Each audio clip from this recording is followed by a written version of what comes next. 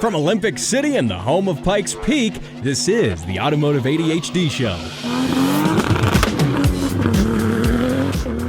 Oh yeah, here we are, rocking it for another great edition of the Automotive ADHD Show. My name is Matt West, here to talk about cars and car sounds and all sorts of good stuff.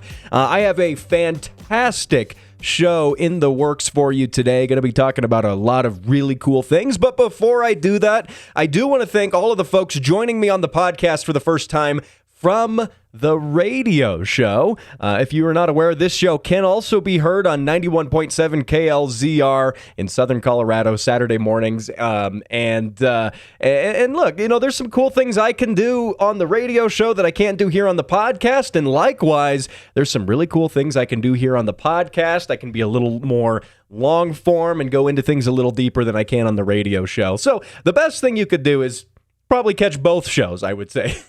No, that's more of me than anyone could ask for. But that said, if you are listening on the podcast and you'd like to catch the radio show, you can stream it, klzr.org, at about 10:15 Saturday mornings. Now, that said, I got a lot of great things in the show today. We are going to go in depth into how the Russia-Ukraine crisis is affecting cars, manufacturing, sales, all of that. We're really going to break into this topic and go deep into that. But I'm also going to talk about replica cars and how some new legislation here in the U.S. is going to be really cool for replica cars. And I'm not talking about like those cheap like Ferrari replicas and stuff. No, we're talking the cool stuff. Also, the most expensive Toyota ever has just been sold and has set a new world record for the most expensive Japanese car in general. So I'm going to hit on all of that.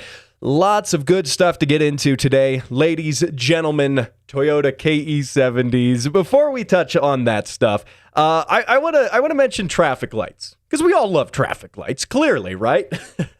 No. So researchers at Pennsylvania State University have found something interesting. They have used science to quantify and discover something that we already collectively know. But they're scientists. This is what they do. They discovered that left turns suck. Yeah.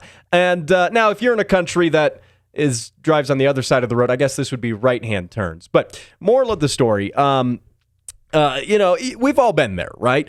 You know, at an intersection, turning left and there's no light and you're waiting for, cars to pass on either side and there's never a good opening and it always sucks. And even if there's a light still, people kind of seem to forget what to do, especially if it's a yielding left turn light.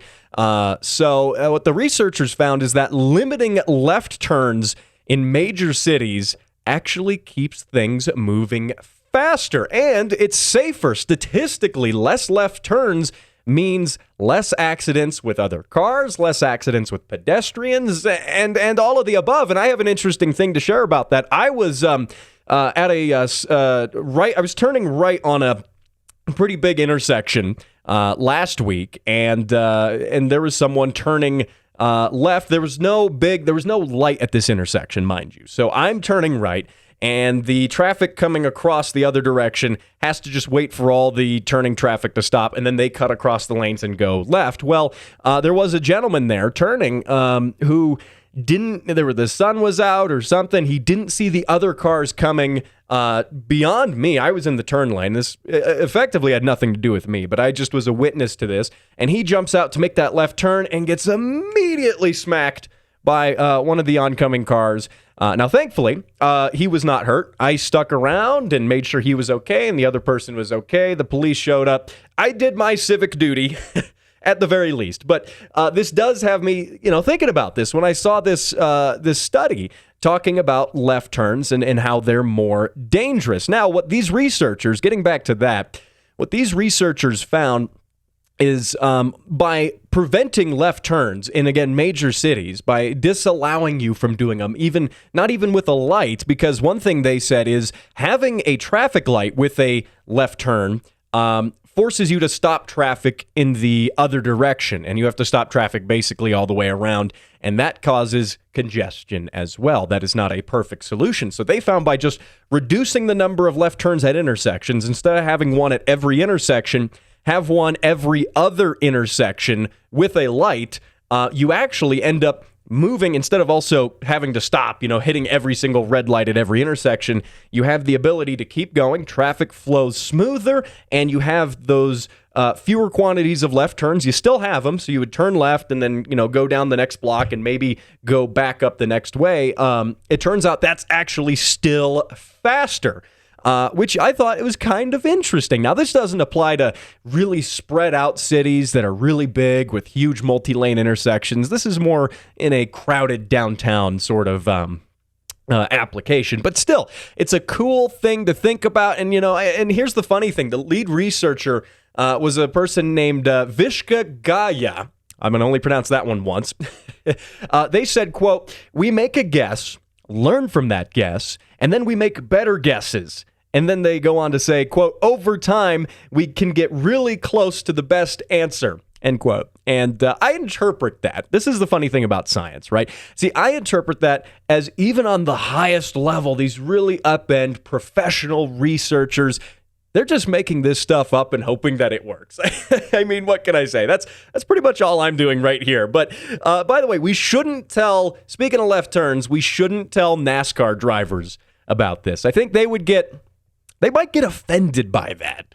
I don't know if they know what a right turn is, so I worry about them if we were to give them this information. So might want to just keep that away from them. But anyway, let's move on to talking about replica cars. There is a massive piece of legislation that is going into effect. The bill actually passed back in 2015, but it's taken this long for the legislators to actually implement it. Sure, the bill can pass, but that doesn't mean it's immediately going to take effect. Well, now we're starting to see the effect of this. It is the Low Volume Motor Vehicle Manufacturers Act. Yeah, and basically it's a big old bill full of politics and legalese, and I skimmed through it to just kind of distill it down into the most important part, which is it allows manufacturers, small manufacturers, importantly, the ability to sell complete cars and not kit cars. You've heard of kit cars. I'm sure you have at some point, even if you're not really all that into cars. And if you're not all that into cars and you're listening through my show, I want to thank you. You are committing to learning, and that is fantastic. And yeah, you definitely shouldn't take mechanical advice from me. But I digress. This bill was backed by SEMA, which you might recognize from the SEMA show, the big car show that happens in Las Vegas every year, which, by the way, if you didn't know, SEMA stands for Specialty Equipment Market Association. They represent all these big companies that make aftermarket parts. And they really were big proponents behind this bill, and being able to... why this is important also involves understanding how things were before. If you were a small company making replicas of the Shelby Cobra, the, open top 60s sports car with a big V8, I guarantee you've seen them. And every one of them you've seen is probably a replica and or kit car, because there were so few of the originals in existence.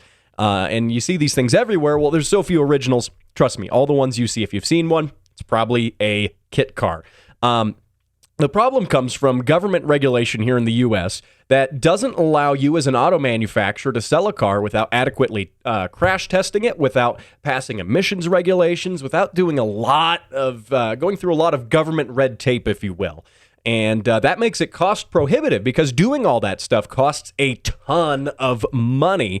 And a lot of resources, a lot of money, and then that cost ultimately gets floated down to the consumer. So when you look at, like, say, Toyota, who makes a ton of cars, millions and millions and millions of cars, and they sell millions, spending that money to go through all these regulations and, government red tape, which, again, costs a ton of money, is okay, because they're making a ton of money and selling a lot of cars. What's it to them to crash test 100 cars of one model? That's no problem. But if you are a smaller manufacturer and, you're making, say, 300 cars a year, and they're really specialty cars. They're sports cars, or they're, really cool, and they're still safe, but you literally don't have the ability to go crash test 100 of them. You don't. It's not a possibility. If you were to do that, you would have to, in order to float that cost of doing that, you would have to then mark the price of your actual cars being sold to customers up so far that nobody would want to buy them. No one would be able to afford to buy them. You'd get a car in the millions of dollars. That's really not $1 million car. So the way that these small manufacturers get around this is they sell you an incomplete car. They sell you all of the parts and tools and the frame, the bodywork, the engine, the diff, everything, okay? Everything. And then you assemble it yourself in your garage. That's how manufacturers like the company called Factory 5, which, by the way, they are behind a lot of the Shelby Cobra kit cars that you see. In fact, pretty much all of them are made by Factory 5. They also make the Factory 5 Shelby Daytona, which I think is, fight me. The Daytona is cooler than the Cobra. You could fight me on that one after the show. We'll go around back. We'll duke it out. But that said, they, will sell you an incomplete car because legally they cannot sell you the complete car. And when you build a kit car, there's red tape you as the owner have to go through to actually get it inspected, to make sure it's road legal, safe, and then to be able to register this thing that, according to the government, you just built in your garage. It doesn't matter if you actually got all the parts from a legitimate manufacturer. It's no different from you building it from scratch in your garage versus getting the parts from them. So the reason this bill is important is because it allows manufacturers that produce less than 225 cars a year to sell complete cars without needing to crash test them. And while still needing to conform to emissions regulations, it actually paves the way through the EPA for them to actually, get things emissions tested and approved by the EPA, Environmental Protection Agency, which, emissions, whatever. A lot of people hate them.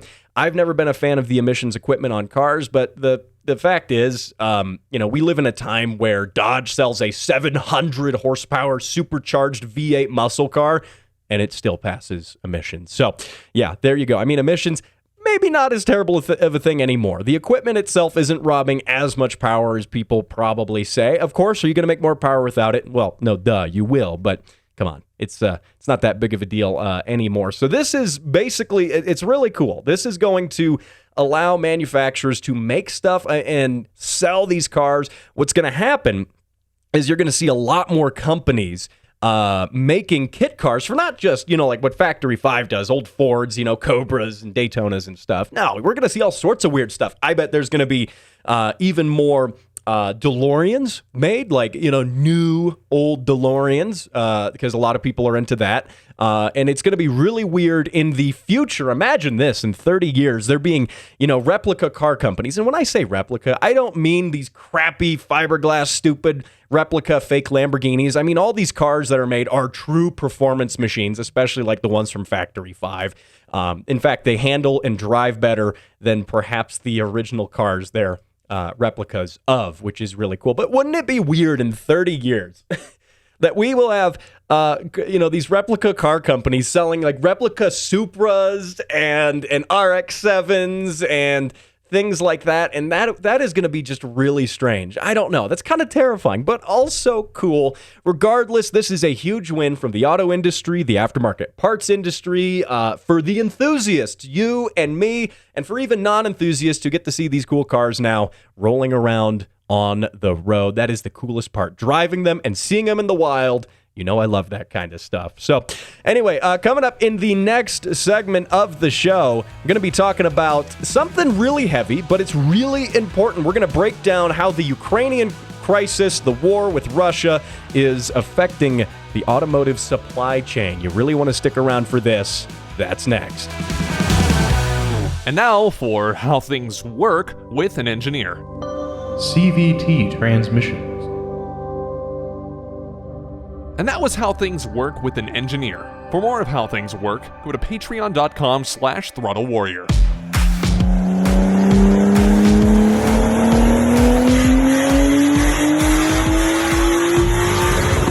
Yeah, that is Scott's RB20 swapped Nissan 240SX on the dyno, making over 330 wheel horsepower. Something to me is always cool. That's the, thinking about like 2-liter 6-cylinders. You don't really hear about those much anymore, but RB20, it's not the RB26 and the Skylines, but it's a smaller displacement 6-cylinder doing a ton of revs. Sounding awesome with a turbo.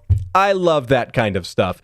That is all good. And by the way, of course, if you want to send your car sounds into the show, get entered for a chance to win the Automotive ADHD keychain and a $25 gift certificate to your favorite parts store. Again, I want to congratulate the winner for February, Arturus. By the way, I got talking to him over email to get his address so I could send him the stuff. And turns out he's listening from Lithuania. Again, Arturus, I have to give you a major shout out. That is amazing. I'm stoked. I'm honored that you're listening to this show from that far away from where I am here in the continental United States. That's very cool stuff. And your package is on the way shortly. There have been some post delays and stuff, but you're going to get that package, and I'll get you that tracking number as soon as possible. But anyway, I want to break into this big crisis in Ukraine. A lot of things have changed in the past couple weeks. I'm not here to talk about politics or opinions. In fact, I like to think normally this show is something you can escape from the perpetual political media on. You can get away from all that. Just talk cars, right, on the weekend. But this is so massive, and it does involve the automotive industry. And that's something, I want to talk about. And obviously not barring from the fact that, the auto industry is trivial to the people, in that part of the world right now, dealing with this crisis. The auto industry is probably the furthest thing from their minds right now. But that said, for, looking at what is going on is important. I'm going to try to be as middle of the road as I can be here. But I will talk about some of the facts and how this is affecting some manufacturers and what manufacturers are also doing in response to this. And also, interestingly, it's curious seeing all this stuff go down because this is the first real, I would say, war that has social media around, and certainly the first real conflict like this in my lifetime, and perhaps yours as well. Now, that said, here in the U.S., gas prices are rising. I even noticed it this week. They are going up right at the pump. Crude oil, by the way, is up from $89 a barrel at this time last month to over $115 a barrel as of recording that. Now, that said, E85 ethanol appears to be, thankfully, unaffected, which, I'm digging that at least. I just filled my AE86 up with E85 earlier this week, and it was $2.60 a gallon when premium regular gasoline was $4.15 a gallon. And oh man, that's a big difference. But the reality is that is because the ethanol in that E85 is produced domestically here in the United States, and it's completely unaffected by international trade and politics and things like that because we make it stateside and we sell it and use it stateside. Also, earlier this week, Elon Musk from Tesla actually stated something that I couldn't believe it when I saw the headline. He said that we need more oil and gas. Him of all people saying that. Like, he's saying that knowing it will hurt his company, but he's looking at it from a little bit of a different perspective. He, for instance, tweeted out here, and I'm quoting him here, that he says, quote, "Hate to say it, but we need to increase oil and gas output immediately. Extraordinary times demand extraordinary measures," end quote. Now, he also went on to say that the fact is that the renewable energies, he's all about the renewable energy and stuff, right? Well, he went on to say that is not able to respond quick enough to what's happening politically, but also how these political things are affecting our lives, driving cars and, doing what we do. So he says the renewable energies, while good, can't keep up with this right now as far as they're not developed enough to immediately respond to this crisis.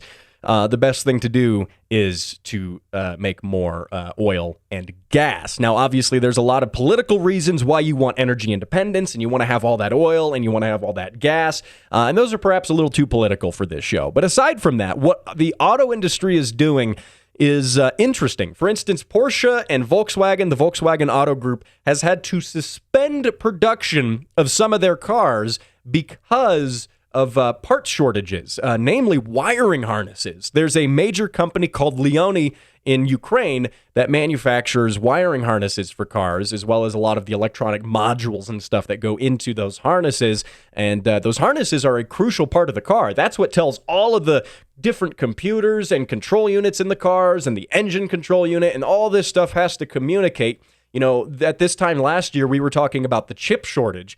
Well, you can't have any of those chips talking to each other without the wiring harnesses. So, yeah, we need the wiring harnesses, and a lot of assembly lines are being shut down just because we can't get those. This company, Leoni, is based in the Ukraine, and that's where they make the harnesses, and they export the harnesses to Germany and do other things. Well, they just can't get those harnesses now.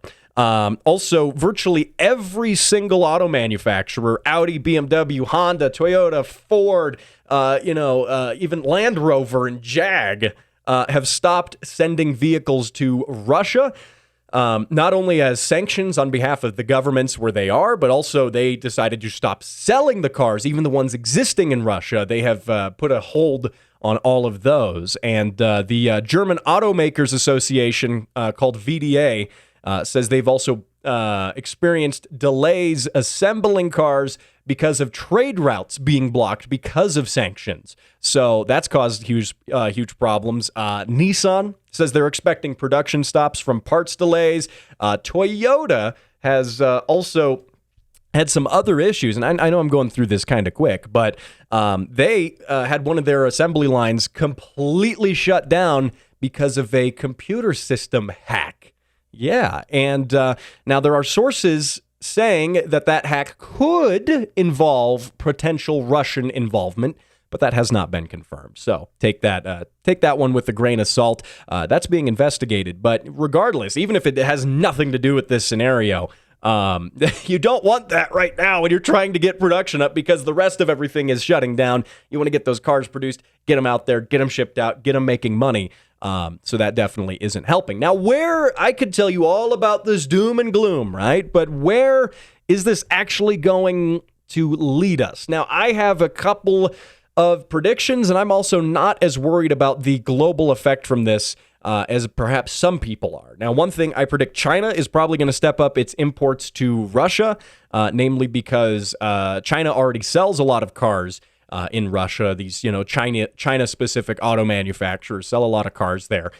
With the Russian people suddenly not having cars from Europe and America and the NATO countries, I think there's going to be a big push over there for them to buy Chinese cars. That's one thing. Secondly, and why I'm not as worried here is companies during the pandemic got a really heavy taste of the chip shortage, okay? And they had to completely rethink their supply lines. Like I said, a year ago, and even back last fall, what I was talking about on this podcast was how the chip shortage is changing things. And it's caused auto manufacturers to completely rethink how they manufacture cars because they don't have these chips. They're not getting parts on time. For instance, Volkswagen, which was famous for its ability to have an assembly line, the just-in-time method, they called it, where they would get parts that would arrive just in time from other suppliers in other areas for them to be put into the cars on the assembly line, thus not requiring them to have any stores of parts, and I mean like stockpiles of parts, I should say. That's a better way to put that. And so they were able to really streamline their manufacturing process. Well, they had to go back to the old way of doing it. They had to completely leave that method because of the supply issues caused by the coronavirus pandemic. So they had to completely abandon that, go kind of old school with their manufacturing process, start stockpiling parts, keeping things on hand, start making more things in-house at the actual factory instead of relying on third-party suppliers. So anyway, the manufacturers, the car companies have already pushed to make more things in-house. They're already changing their supply chain to account for a lack of parts because of coronavirus. So we're going to see I think a short-term hit that will be noticeable because of this, invasion of Ukraine, right? We will see that. But I don't think this is going to have as long-term of an effect as a lot of market analysts are saying. And a lot of people I've heard are saying this is going to be really bad for the auto industry.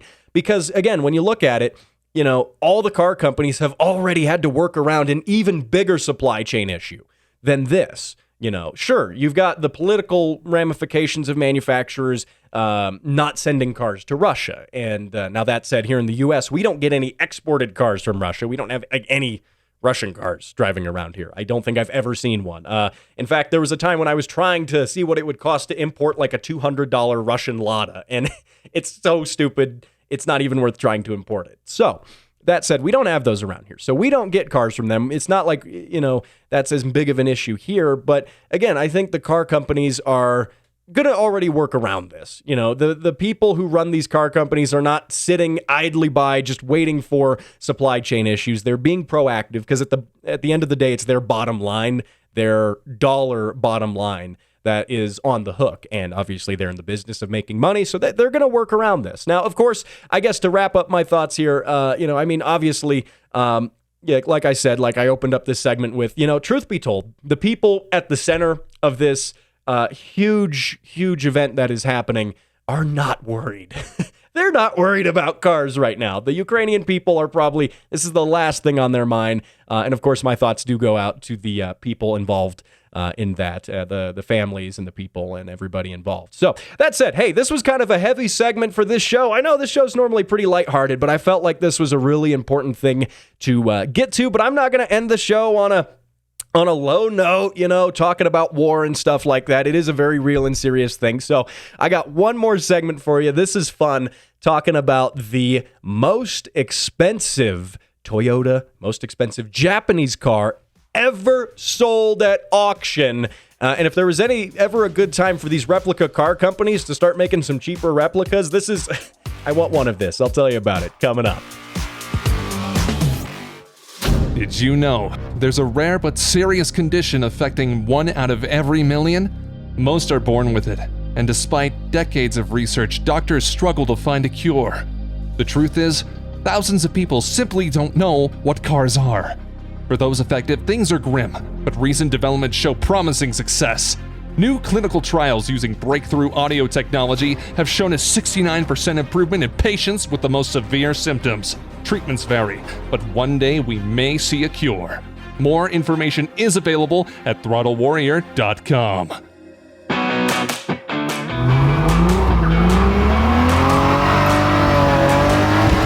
Yeah, there we go. That is a Alfa Romeo GT V6 owned by none other than friend of the show, Mechanic Brian, OBD1 Kenobi, and that is his Alpha specifically. And he was on the show last week to talk about drive-by-wire throttle and all sorts of other good stuff. And also last week I did talk about Alfa Romeos specifically. So if you want to get on that, if you missed it, you got to check out the podcast. Go back an episode. A lot of good stuff there. Now, of course, if you also want to send your car sounds into the show, you got to do it for a chance to win $25 gift certificate. And of course, I got one over here. There we go. The Automotive ADHD keychain. They're stylish, they're cool, they're practical, and most importantly, they tell people that you have questionable taste in podcasts. So you can definitely win one of these if you send your car sound in. I do the drawing for that at the end of each month. I already got a few sounds in. Everyone is entered and ready to go. So if you haven't done it yet, you got to do it. It's all good stuff. Now, one thing I want to get on here is I was telling you about this earlier. The most expensive Toyota ever is the just recently sold at auction. And as you know, I'm a big fan of JDM cars.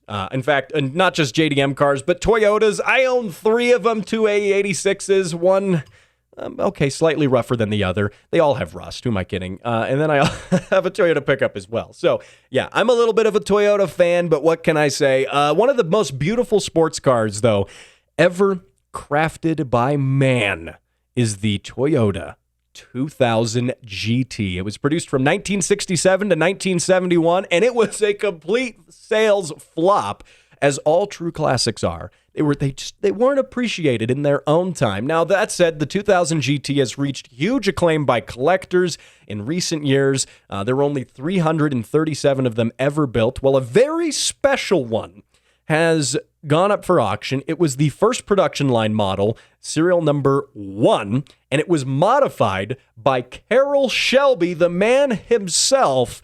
And Toyota contracted him to work his magic on it. If you don't know, Carroll Shelby is a famous car tuner, racing engineer, if you will, from the 1960s. I guarantee if you've seen the film Ford versus Ferrari, you're pretty familiar with Carroll Shelby and what he did for Ford, what he's done for other companies. He's a big name in the automotive racing world, and he at the time, Toyota wanted to take one of these 2000 GTs and use it as a promotional vehicle in motorsports, because the idea being the classic American idea, I will say, which is, race on Sunday, sell on Monday, right? If you win the race on the weekend with that car, people are going to flock to the dealerships on Monday to buy that car. It's a tried and true method of marketing, and they wanted to do that with the 2000 GT. And this is an audio format, right? You can't see I can't show you the 2000 GT here, but you have to just look it up on Google or wherever and see what I'm talking about. It is such a gorgeous car, beautiful sloped roof, long hood, classic sports car proportions. It's up there with the 60s Jags and Ferraris, which is what Toyota was trying to compete with. Yeah. Now, this specific one, by the way, this specific 2000 GT was sold at auction for $2.5 million. Wow. Again, that not only makes it the most expensive Toyota, but the most valuable Japanese car to ever be sold at auction. And look, I have said on the show before, I'm never a fan of these big auction prices and people asking way too much money for these cars and causing other people to never want to sell their cars and never want to drive their cars. I'm not a fan of that. But this car, a historic example like this, built a 2000 GT, modified by Carroll Shelby, raced by Toyota, that is such a cool history, in my opinion. And non-car enthusiasts may not necessarily be familiar with Toyota's sports car heritage. This is no Corolla or Prius. Even the production version of this car was a fast for its time vehicle. It had a 2-liter straight six, and one of the biggest problems with this sports car was that it was ahead of its time, which is something that Toyota has traditionally done in the past. It was ahead of its time. It was expensive. It was a good car. But here's the thing. Toyota was marketing this to compete with Ferrari, Lamborghini, Porsche, Jaguar, all these different European brands that made sports cars and expensive sports cars. And the thing is, the people buying these cars want to buy them not only because they're sports cars, and it's the same way today. It was no different in the 60s than it is now. The average Lamborghini buyer is not necessarily buying the car for the performance. The car's reputation is built on the performance, but they're buying the car for the reputation. Let me put it that way. That's probably the best way I can articulate that. And the fact is, the Toyota 2000 GT at the time just didn't have the brand recognition. And Toyota as a company didn't even have the brand recognition it even does now. I mean, Toyota was a new company at that time. It hadn't been around for very long. And, these heavy hitters, Ferrari, Porsche, Lamborghini, they've been around for a long time at that point. Not as long as they have been now, but still, they already had a defined prestige to them. And these people buying the cars for the reputation were not buying the Toyotas because, the Toyota, performs better. It drives better. It's faster. It's better looking, more reliable. Doesn't matter. It doesn't say Lamborghini on the hood, does it? And that's the problem. And this, the 2000 GT sold back in its day for $6,800. Wish I could buy one now for $6,800, but in today's money, that's a little over, it's close to $60,000, which, again, still a stellar deal for what that is. Now, this is the same kind of phenomenon that happened, by the way, with the Lexus LFA, the Toyota-built Lexus, quote unquote, V10 supercar that came out in the early 2010s. It was technologically ahead of its time, but it was expensive, and the same problem happened with the brand recognition because, people wanted to buy a Lamborghini. They were not buying the Lamborghini for the performance of the Lamborghini or the Ferrari for the performance. Again, the reputation is what they were buying. And yes, that reputation was built on these being fast performance cars. But that's what most people were not buying them for that. And the Lexus LFA was also kind of a sales flop. Also, it was really expensive. Sure, it was a V10 front-engine supercar, so far ahead of its time. One of the first cars to use a fully LCD gauge cluster. And if you've seen the old Top Gear thing, you know this. But the saying was that they had to go to using an LCD gauge cluster instead of one with a physical needle because the engine could rev so fast that a physical tachometer couldn't keep up. Yeah, that's that kind of technological innovation Toyota was known for, and yet nobody bought these things. Also, because it took a long time for the LFA to get produced. It took, over 10 years for them to develop the car. It took way too long. But regardless, the 2000 GT, this specific one, I'll have it linked up on the Automotive ADHD Facebook page if you want to see it. It is a beautiful machine, and I can only just drool over it with my eyes because it's beautiful, and I don't have $2.5 million to spend on it. Now, that said, hey, I was talking about those kit car and replica car companies making really good quality replicas who can now do it legally. Someone needs to get on this. I would spend $60,000, not a trivial amount of money. I would spend that on a modern produced Toyota 2000 GT with a modern drivetrain, all the classic looks though, all the classic feel, but modern suspension, handling, drivetrain. I would spend good money on that. I would sell everything I have for one of those. That's how much I think that car, at least just aesthetically, it's just beautiful. So, hey, there you go. Let's get it with those replica cars. That needs to happen. That's just that's my 2 cents right there. But anyway, hey, I want to thank you, by the way, for joining me on this edition of the show. Kind of a weird show. I was talking about some heavy stuff with Ukraine, but I think that's really important for us to look at what's going on with the auto industry. This is a car show. Who else is talking about the auto industry right now? If I'm the only one to do it, at least you're hearing about it here first. And before I wrap things up as well, I do have a special announcement joining me next week on the show. You really want to tune into next week's show. I'm going to be having a special guest. He joined me once before. He is going to be returning as well. We're going to be talking about some really cool stuff. YouTuber and engineering madman Wesley Kagan will be joining me on next week's show. But until then, you can catch me same time, same place, right here, and as well as on the radio, 91.7 KLZR. And I'll see you next week when I race Nicky Lauda and lose.